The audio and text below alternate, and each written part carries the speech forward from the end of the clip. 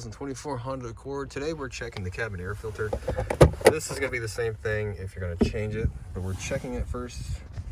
It's going to be located behind the glove box. So the first thing you're going to do is you're going to disconnect the damper here just by pushing it down. All right, you'll hear it unclick. You can move it out of the way. You see it's like a little hook.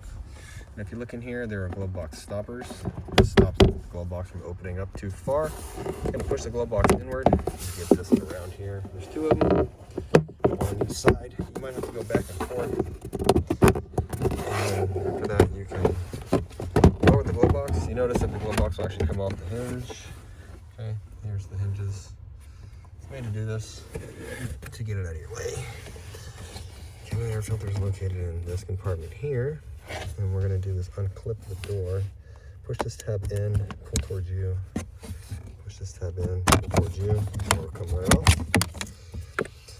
And I can already tell that we're going to need a cabin filter just by the color of this thing here.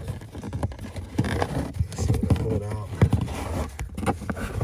and definitely need one. This one is super freaking black. Alright, so I'll be showing my customer a picture of this and recommending one. If you need one, I'll have a link down in the description box. But when you get your new one, typically I'll have an airflow direction, just like this one here. It's always going to be down. So when you get your new one, make sure you install it with the arrows facing down. So, might be doing this twice today. Just get the door, snap it back on here. Don't want to lose it, which I'm losing it. Just like that. Box. Just line up the hinges. They just sit on there. Okay. Close the glove box.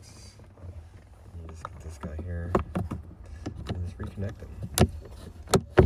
Click, and you're all done. I hope the video was helpful. If it was, appreciate it if you hit the like button for me. Leave me a comment if you could. And if you want to see more Honda content, please hit subscribe.